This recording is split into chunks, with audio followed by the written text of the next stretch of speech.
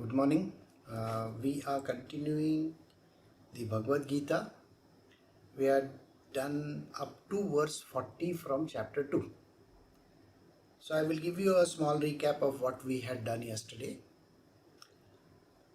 We had completed up to verse 40 where Shri Krishna is telling Arjuna that the actions which he has supposed to perform are driven by two things.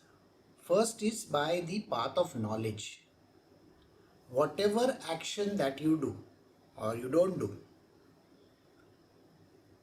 the path of knowledge suggests that you have to do it. See, there was one thing which I didn't tell you all yesterday, which is what we will include in today's satsang. Whether you like it or not, there is no liking. You have to do. So doership rests with you. So Sri Krishna explained to him that the first point of view is called the path of knowledge. In that path of knowledge, first and foremost, you should not be thinking about any action that you are doing. Just do it. Second one, which is called the path of karma, which is the path of action. Don't keep on taking the credit that you are doing it. Got it? So these are the two things that we had done yesterday. So now we will continue from verse 41 today.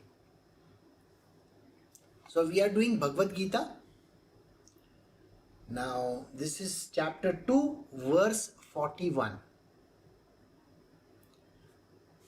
Arjuna, in this yoga of selfless action, the intellect is determinate and directed singly towards one ideal, whereas the intellect of the undecided, that is, ignorant men moved by desires, wanders in all directions after innumerable aims.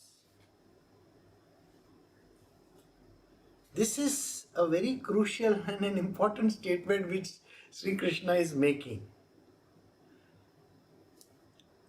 What happens to a human being is, there is something which the person is supposed to do. When the person wants to do that particular thing, he thinks of 10 other things on the way. That means he will keep on thinking about, okay, I have to go to town, to meet someone, that is XYZ person. Meanwhile, I can go to my aunt's place, I can go to my uncle's place, I can go and do this thing, I can go and do that thing. And then in the mind dwelling, my aunt, she last time when I went over there, she did this and she was talking about this and I have not got those things with me. You know how many directions your mind keeps on going? This is exactly what happens to a human being. There is no focus. So Sri Krishna is saying, for a spiritually perfect being, for a person who is on the path of spiritual also, you got to have one pointedness.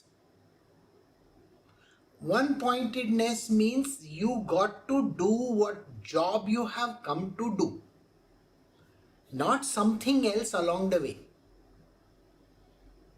So that, he says, the path of selfless action, that is this particular yoga, karma yoga, the intellect is determinate. The intellect of the human being is very clear about what it is supposed to do. That is the one thing you are supposed to do. Have you noticed people in cars, two-wheelers nowadays, four-wheelers, two-wheelers, three-wheelers, you see everywhere people are using their phones and talking to somebody. their attention is divided between driving and the phone call. Or maybe they are talking to someone. They are not focused on the road at all. Likewise, if a person is not focused in achieving some objective in their life, whatever the objective is, there is a beautiful movie which you should watch now. It is there on Amazon. This movie is called Air, A-I-R, Air. This movie is very clear in its approach, the way in which Michael Jordan is a superstar, how the company called Nike went after him. There was only one person who was so sure about it. He was very determined. He said, come whatever may, I am going to sign Michael Jordan. So he designed a shoe around this persona. So it was called Air Jordan. I'm sure you know about this. The company Nike was folding up because it did not have any business. Most of the business was done by companies like Adidas and Puma and all those others. So here was a company which said that we need one superstar. And you should watch this movie for this one thing. How this one person is played by Matt Damon. Now Matt goes after this one superstar and says, I will sign him at the price that I want. And there is another character called Viola Davis. She has played the mother of Michael Jordan. She is very clear that Michael should get the best deal in the world.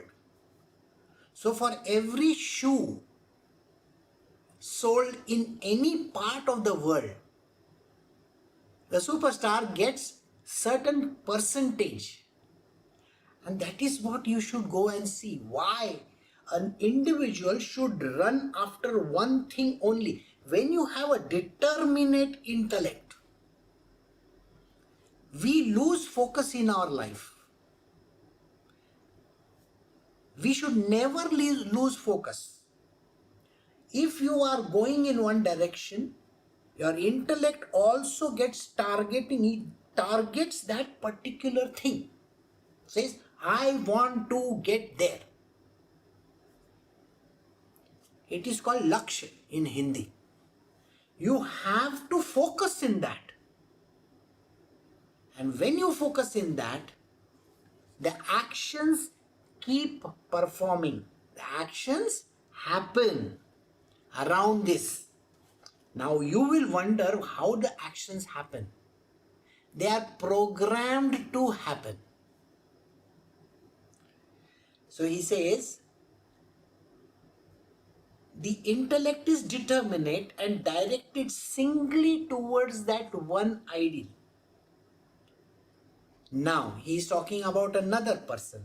Whereas the intellect of the undecided, an ignorant man moved by desires. There is an ignorant person who is moved by desires of all kind. Now this particular person wanders in all directions after innumerable aims. If you do not have an aim in life, if there are too many things going on, you will never reach anywhere in life. Ask yourself this question. At whatever age you are, you may be at the age of 30, 40, 50, 60, whatever age you are. In your life, have you ever been determined enough to reach the destination which you have plotted in your life? You will find that the answer is no, I cannot reach that. It is because there are too many things coming in the way. Too many aims, too many desires, too many things which happen along the way because you are not focused. And this focus is very essential. You will understand why the focus is so very essential when we come to the path of love and devotion. There, the criteria is very single pointed devotion. Apply this in any part of your life. If you do not consider a particular thing as your aim, that I want to get there, and do the action that is needed, determinate action directed towards only one thing and not confused by other things going on around you, then you will reach your destination. But if there are too many other things happening in this world which you are getting distracted by, you will never reach there. I hope you understood. This design of this idea has been given by Shri Krishna thousands of years ago to Arjuna, and now you should apply it in your life as well. If you have a confused mind, there will be too many things going on. You will never reach your destination. Now we will move to verse 42. It is 42, 43 and 44. It's a combination of 3 verses. We are doing Bhagavad Gita chapter 2 verse 42, 43 and 44 together. Arjuna, those who are full of worldly desires and devoted to the letter of the Vedas, they look upon heaven as the supreme goal and argue that there is nothing beyond heaven, are unwise. They utter flowery speech, recommending many rituals of various kinds for the attainment of pleasure and power with rebirth as their fruit. Those whose minds are carried away by such words and who are deeply attached to pleasure and worldly power cannot attain the determinate intellect concentrated on God. It's a very, very important verse. People who are filled with desires, what do they do?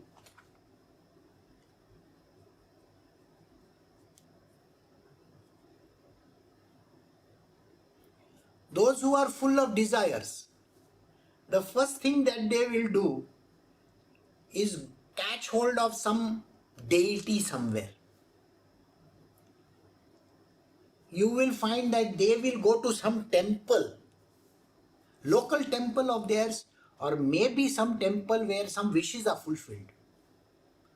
So what they do is, they say that, oh, in this temple, I will get a visa to America. So they have created something which is called a visa temple in India. It is called Chilkur Balaji. Okay, it is some few kilometers from Hyderabad. Every person who wants a US visa, they go to the temple. They give whatever that is required. They take the pradakshana of that temple. Pradakshana means going around the temple. And they are determinate about getting the visa. Very determined. And the God over there says, okay, granted, visa granted. And believe me, you will find that a lot of people from that region have landed up in the United States. The top honchos of some big companies are also from there. So this is what he is talking about. Sri Krishna says, when there is a desire of any kind, if you have some kind of a desire, I have a desire to get the US visa, alright? Or I have a desire to attain a certain goal in my life. I want to join some of the big B colleges, that is the, management institutes or big colleges in the world, or become an engineer, or God knows, maybe a scientist, join MIT or whatever. So there is a particular desire of theirs. And it is written in the Vedas, by the way. It's not that it is not written in the Vedas. In the Vedas, there is a very clear understanding given to everybody. You want this, do this. Do you know this? In the Vedas, there is a very clear indication that if you want material worldly benefits, do this puja, do this part, and you will get it. That is why people do all kinds of pujas. You know that Sahasrarnam, whatever, 1001 names recitation, they will do because it is written in the Vedas. It is written. The desire is, I want to have wealth. I want to have money. I want to have this and I want to have that. How many people in India today, especially women, go to a temple because they want to get married? You know, today one person is missing. Why? Because there is a desire that there is a village festival, I have to go there. That Devi over there gives me something. Some very good thing. Her job is to keep on dishing out stuff. So people go to temples, people go to all these kinds of Devis and Devtas and all these places because they are having a desire. So what they do? Arjuna, those who are full of worldly desires, please see these lines are very, very critical and devoted to the letter of the Vedas. That means it is written in the Vedas that you can get wealth, happiness, children, marriage, whatever that you are asking for, which is written in the Vedas, who look upon heaven as the supreme goal. Now finally, heaven is also the supreme goal for this kind of people. You know, they say, I should go to the heavens. And argue there is nothing beyond heaven are unwise. They are the biggest fools on earth.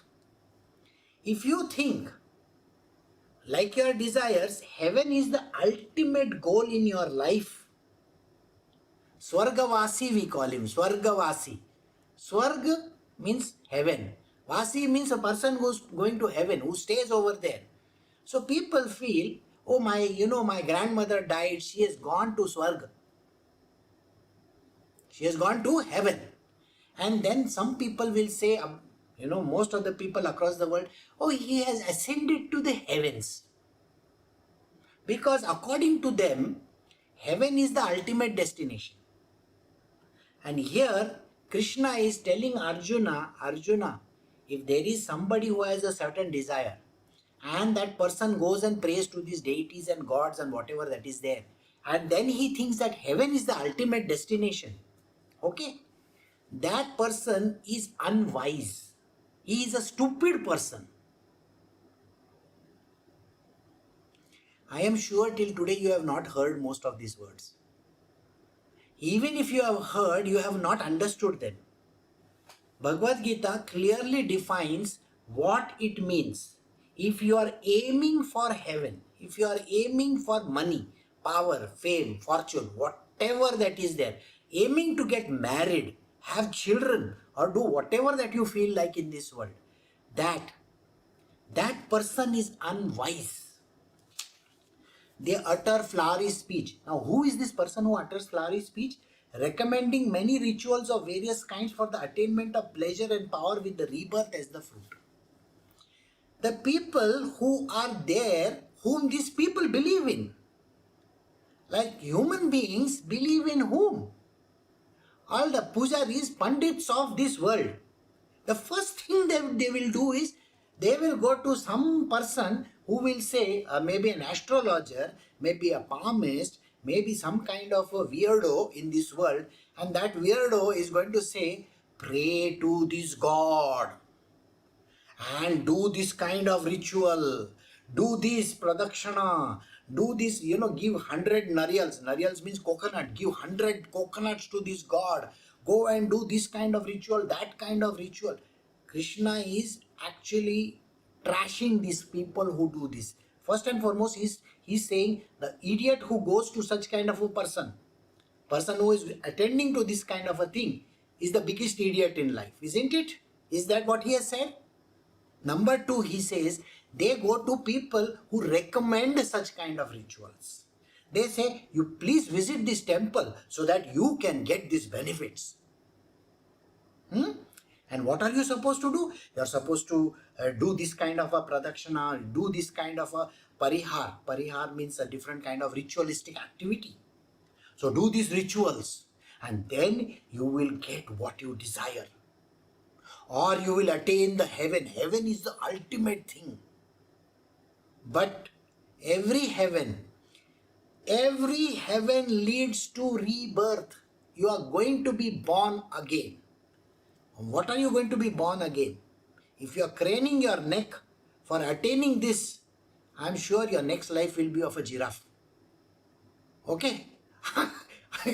You understand what I am talking? I am just telling you what kind of a life a person leads. They run after these things and they will end up in the gutters. Then he says, and who are deeply attached to pleasure and worldly power cannot attain determinate intellect concentrated on God. So these people who have desires, who go and attend different kind of rituals and attend temples and ceremonies, first and foremost, they are unwise.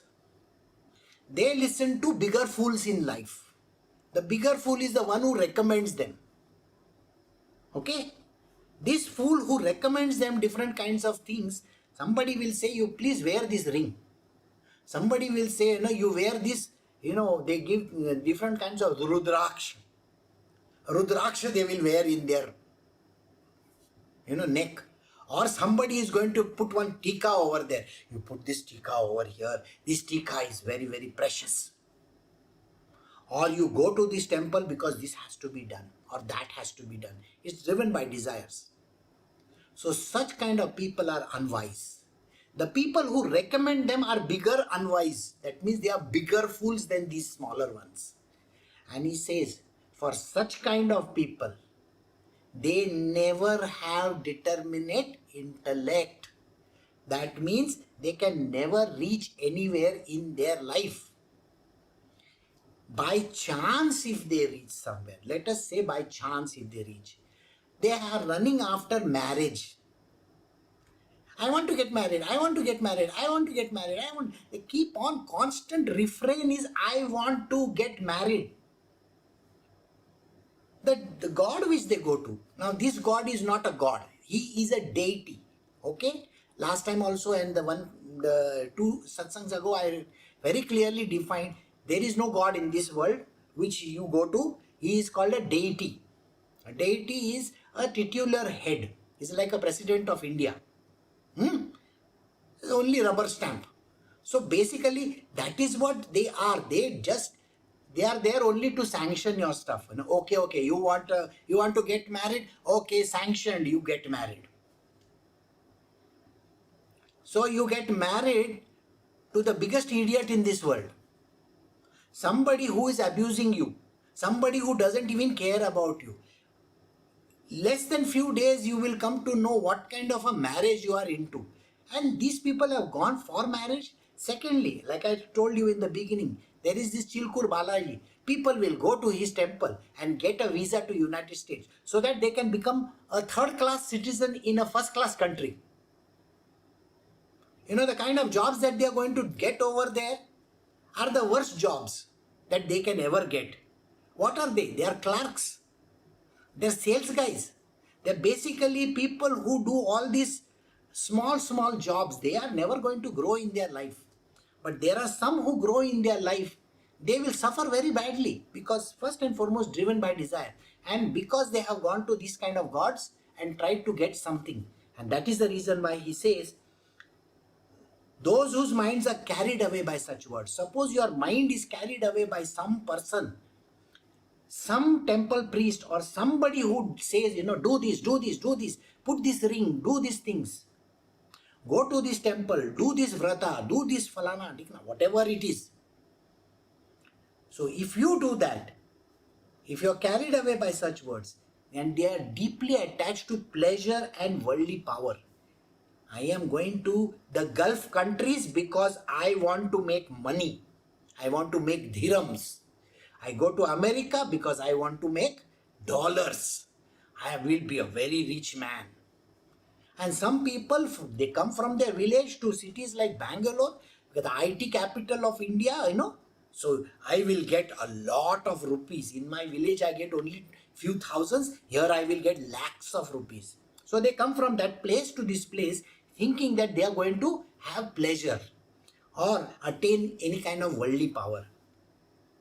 Cannot attain the determinate intellect concentrated on God. Those who have the book in front of them, whoever has this book in front of you, look at the word God written. This God is capital G-O-D. It is not the deities. He is not talking about the small gods that are there. He is not talking of deities who can grant X, Y, Z. Alright? That day I defined this God for you. This God has limited powers. Limited powers means somebody who is, let us say, the sustainer of the world cannot produce anything and he cannot destroy also. Somebody who is a destroyer cannot manufacture anything. Somebody who is in the department of knowledge cannot give you money. Somebody who is handling money and power cannot give you education. So you please understand, these are called deities. And here Shri Krishna is telling that one God, which is going by different names. We call him Brahma or we call him Shri Krishna. This is one God, capital God, G-O-D. The Christians call them Father in Heaven. The Muslims call this God Allah. And that is the God we are talking about. We are not talking about deities. So he says, this person who has totally lost his mind, is gone into these desires and material worldly stuff and takes advice of these kind of people will never have determinate intellect and focus on attaining this God. They can never attain this God. Why? Because first and foremost, their intellect is all skewed. They are all lost in the material worldly desires. I want this, I want that, I want that, I want that. I want money, I want fame, I want fortune, I want marriage, I want car, I want house, I want children, I want good health. All these things that are there, I want. The desire is there. And there is another person who is advising them. You want money? Do this puja. Go to this temple. You want power? Go to this temple. You want to get married? Go to this temple. If you are getting into trouble, there is another God. He's a God who removes troubles from you. Really? There is a God over here in India where all the doshas, all the defects in your chart, in your natal chart, I'm sure you know. Natal chart is the chart which is drawn at the time of birth, which determines which house, what kind of, planet is in. So, which we call an ephemeris also, which we say kundali. Now, if the kundali has some problem, if the kundali has a problem, you go to this temple and offer this thing so that problem can be removed. So Krishna is saying such kind of idiots who are advising you, they and you are also a part of this whole thing. You can never have determinate, intellect which will lead you towards this God. In the next few verses, he will tell why this is so critical for human beings. Why should you not have this kind of a thing? He is going to tell you. So please, the Bhagavad Gita is the ultimate scripture of those who are in Sanatana Dharma, in the Hindu religion.